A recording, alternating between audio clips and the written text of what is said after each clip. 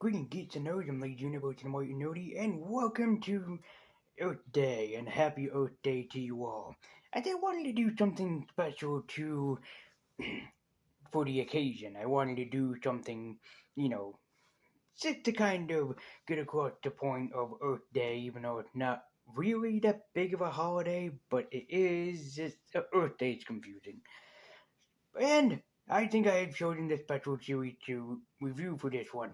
And I have chosen to review Power Ranger Time Force, the 8th season of the Wild Force, not Time Force. Sorry. I was doing the countdown going through Mighty Morphin Zeo Turbo, In Space, Lost Galaxy, Lightspeed Rescue, Time Force, Wild Force, and it's the 8th series in the Power Rangers franchise. This is also still, at the time, technically, because this was on ABC Family mostly. That's why I say that technically the copyright was still owned by Disney, which I think that Disney, even still nowadays, owns ABC Family or Freeform.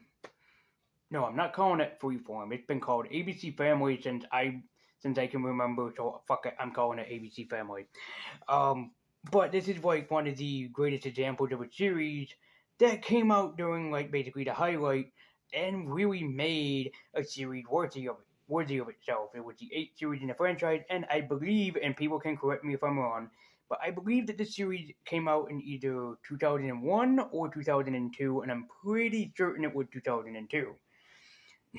And this was the series kind of that I fell in love with the most. I mean, yes, I know that Geo is my favorite series, but if you want to talk about like the one that kind of pushed that love even further, it was definitely this series. As I remember seeing the commercials for this back in the day, and even remember watching the first episode. And in fact, no joke, my favorite memory of Power Rangers is when I went to one of my best friend's birthday parties, and when I came back, my parents got me the Power Rangers Wild Force Agent Awakening VHS, which included the episodes of Agent Awakening, Witches Underwater, The Bare Necessities, and Soul Searching, and it's by far my favorite 4 episodes because of that VHS, and it's one of my favorite memories. Growing up having it, I had a bunch of Power Ranger VHS tapes, but that's the one I remember owning the most until my VHS back during the time, or VCR back during the time, ate the tape, so it was no longer playable. A lot of you old school kids, when I said VHS and VCR, you guys, that went way over your heads.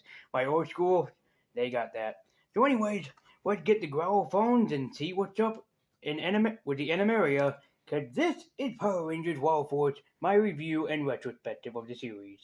Also, before I go any further into this review, please do me a favor and hit that subscribe button down there to help us beat the YouTube algorithm at the moment. Thank you very much. Our series mostly focuses around the centerpiece of Cole, a young man who had lost his parents at a young age, and he doesn't have any memory of his parents being with him. As he's chosen to join the Power Rangers Wild Force, a team of chosen rangers throughout the globe to help save the Earth from the evil of the Org. As yes, it is pretty obvious that Princess Shayla is technically the Zordon of this outfit, and that selected 5 teenagers with attitude. As these 5 Rangers will come together to form the 8th team in this franchise, the Power Rangers Wild Force, on the verge of destroying Orgs all throughout the Earth. What are Orgs? Basically, for this franchise, they combine Orgs with that of yokai, as in a spirit can possess an item and basically become that item. So, for example, there's Motorcycle Org, there's Tire Org, there's Turbine Org, there's Bulldozer Org. There are a bunch of orgs in this franchise, all led by the Immortal Master Org in this series, which we'll talk more about Master Org and also his major role throughout this. We're not really going to talk about Shinwa Natasika because she doesn't really have like the adventurous journey through this, although she does. But I think the best way that people can experience that for themselves is to watch this series here. But like I said, it's mostly orgs. If you remember in Power Ranger Time Force, how they were all mutant, this one is orgs, and also you're gonna hear me get sick and tired of saying this one is an org, this one is an org, this one is an org.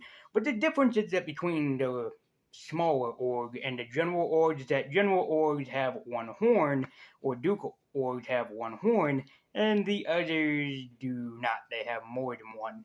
So again, I'm just sparing you the process of this, of somebody making like a 10-hour video of me just saying the word org 1,000 times over with. That's not what's gonna happen. I'm hoping not. Anyways, I sincerely have to say though that I do love this series, and I especially love the cast that this series has chosen. Which, by the way, just to let people know, we'll talk about the cast and a lot of the Zords in this series and Megazords before talking about the villains, because oh dear oh my, there are a lot of them. I'll try to get through them as quickly as I can possible. So, without further ado, let's talk about the heroes of the franchise, the main cast of the franchise, and we'll work our way down from there, and hopefully that this video will not be like a two-parter. If it is, it is. But let's get started. Let's talk about our Wild Cat for this Wild Force member. Oh, and also, because of the controversy with the Red Ranger Ricardo Medina Jr., nobody make a sword or slashing reference. I don't want to hear it. I still hear about it through jokes on both Facebook and Twitter. I don't want to hear it here, please. If you're going to talk about him, then you can talk about the impact that he has had, and also making an awesome return in Power Ranger Samurai, which if I ever review that in the future, which I want to, I will talk about how he made a big, huge transition from great hero to great villain. But no talking about what happened with him with the samurai sword with his roommate. We're not talking about that. So, anyways, with that further said and done, let's talk about the amazing cast.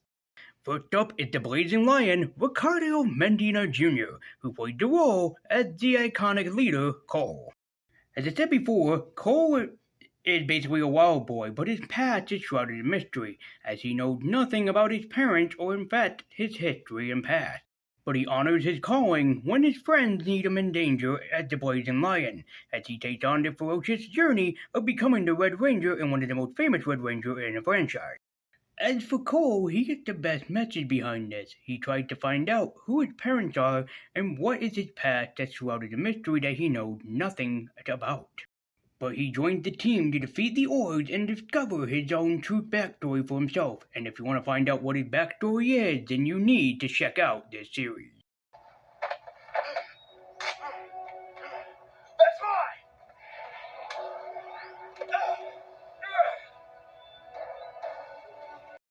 As similar to the lion that Cole represents, he will stop at nothing in a blaze of glory to fight on for those that he respects and the team he's grown to love. Next up is Allison Kipperman, who plays the role as Taylor Earhart.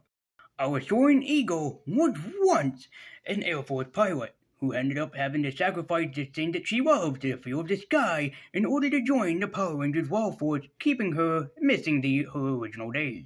And I think it was an awesome decision to make Taylor an Air Force pilot, something that women can definitely look up to and respect and see themselves as in the future. As like the mighty eagle before her, she will stop at nothing to help out those in need. She will always help out her friends and even others that really need her.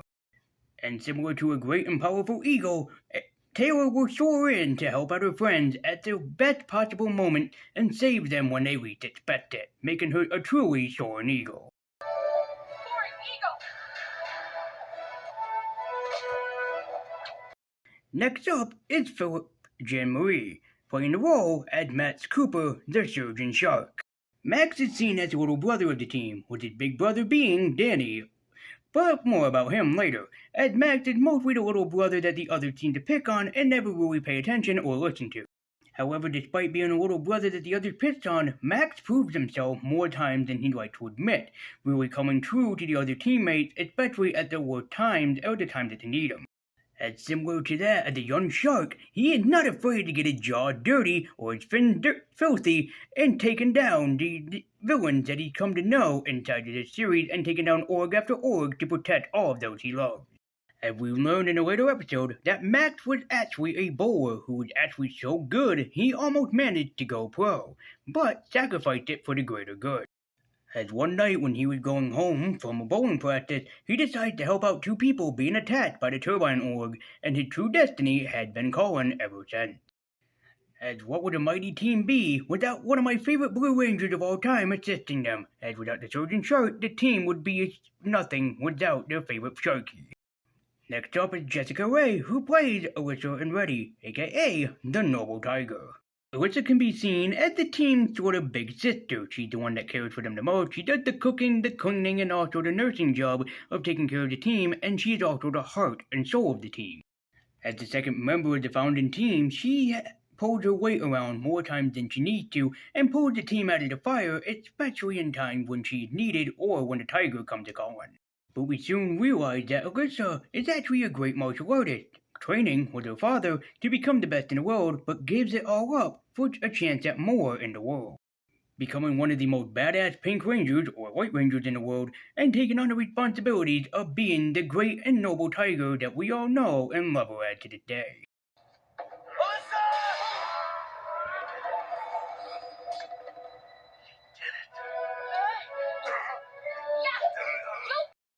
And lastly, there is Jack Goodman as Danny Delgado, aka the Iron Bison. And Danny can basically be seen as the team's bigger brother, being bigger and tougher, but yet at the same time, Danny is much more of a huge teddy bear than an Iron Bison. But we find out why Danny is so close to Max, as when he was first a Ranger, he was terrified of heights, and if it wasn't for Max, he probably would have fell to his doom at a very young age. And despite Danny having all of his faults, he still tried to make up for it and being the team's most valuable protector and most valuable ranger, especially when the team needs him. As yet, Danny was going to be a gardener, taking care of a garden and working alongside of a woman that he loves named Kendall, but unfortunately, he had to give that all up. And Danny truthfully wants nothing more than to love Kendall and sacrifice everything to be with her, but he knows at the same time he must be the world's faithful protector. As in times when he is really necessary, he definitely can become the Iron Bison that his team needs and be an unmovable force for good in the world and a guardian of the earth.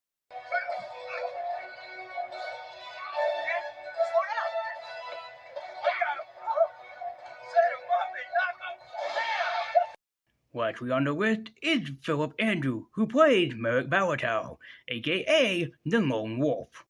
As when we first meet Merrick, he is instead the Duke Lord known only as Zenaku, as he wanted nothing more at first to destroy the Rangers, but that's only because Merrick was cursed.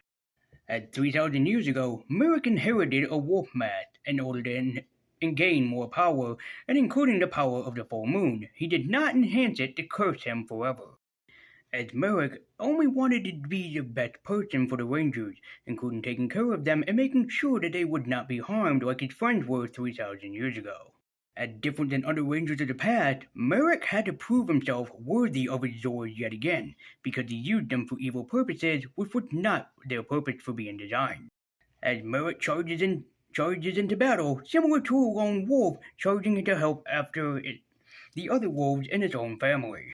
And as the Lunar Wolf, Merrick proves everything that he can to become the best of the best and help out his friends, especially when he needs it, and even though there's times that he can decide to go in alone.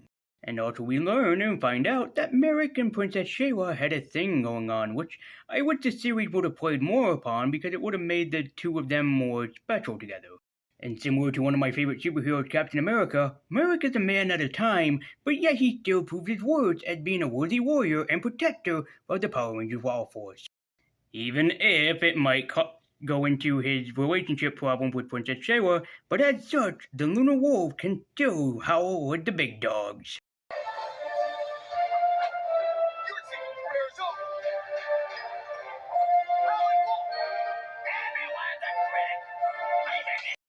Now, I don't want to spoil it here, but Ilya Volok as Master Org is one of the best inclusions into the series, as his past too is shrouded in mystery, but you get to figure out why his past is shrouded in mystery, as we get to learn exactly where he came from long before he was Master Org.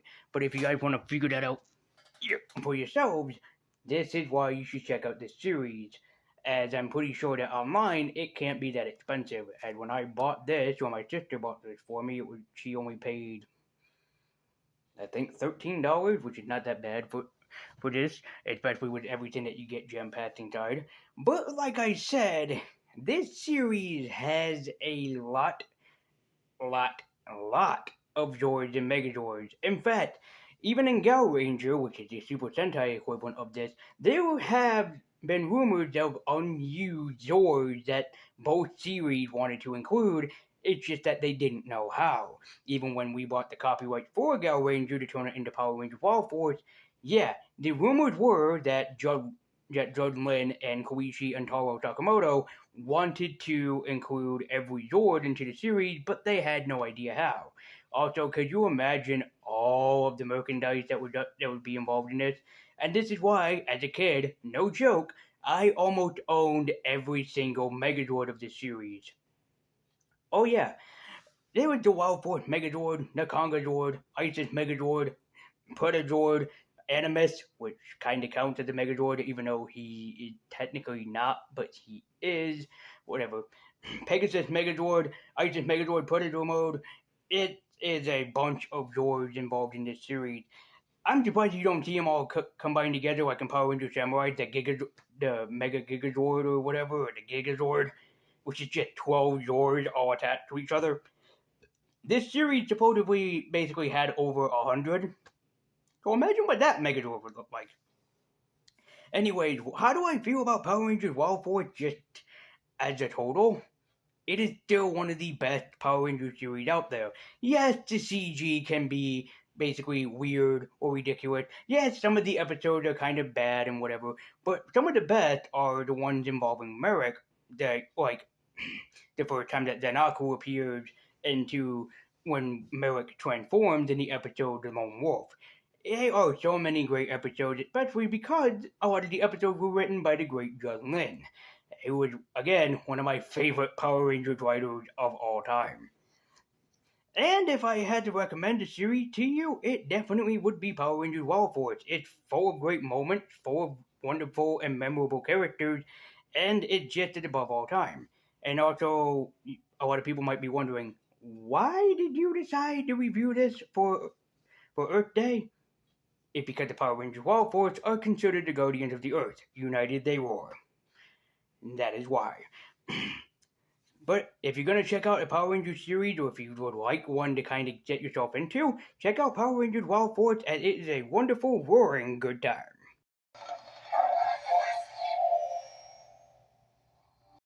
Guys, as always, thank you for watching. An apology for not using the clips of all the Zords and everything. It's just that I remembered before I wanted to do that, like, I'd be showing clips for quite a while, even just of the Megazords. I'd be here for a while, so yeah, apologies in advance, because, you know, you have like the Lion Zord, the Shark Zord, the Eagle Zord, the Bison Zord, the Tiger Zord, the Elephant Zord, the Bear Brothers, which are two of them, the Rhino Zord, the Giraffe Zord, Soulbird, technically counts as a Zord, the Falcon Zord, the Deer Zord, the Deer Zord, I'm trying to think, the Predator Zord, the Animus, again, he counts. There are just so many that would I'd be sitting in here. Even the ones that appear in the final episode, like Peacock Zord, Rat Zord, Zebra Zord, unused. Did you know that in Gal Ranger there was a Panda Zord? I believe it was a red and white Panda Zord, or was it a gorilla? I forget. But only appeared in the Gal Ranger movies, which are 2 or 3 of them, and then yeah. We didn't get that copyright. I think that's because that Toei still owns the copyright to that. So, as always, thank you so much for watching. And again, please do subscribe. It helps defeat the YouTube algorithm, which is affecting this channel. So, just apologies in advance if you guys get sick of me asking you politely to subscribe because I'm trying to beat the YouTube algorithm, and this is the best way to do it. Sorry, I thought I heard something. Thank you guys so much for watching. Be sure to like, comment, and subscribe. Follow me at at Twitter. There's a link in the description down below. And as always, guys, if there's a Power Ranger series that you'd like me to review, please tell me in the comments down below. As a lot of you guys want me to review, like Power Ranger Jungle Fury, Dino Thunder, the Neo Saban ones, which is basically Power Ranger Samurai, and Megaforce Down. And I'm pretty sure a lot of people will be like, review the Netflix series. The Netflix series, as far as I know, stopped with the Power Ranger stuff. I think that they lost the Power Ranger copyright, so yeah. But thank you guys so much for watching. I believe in the vote. I want nerdy. Keep eking on. And happy Earth Day to you all. And until next time, guys, take care.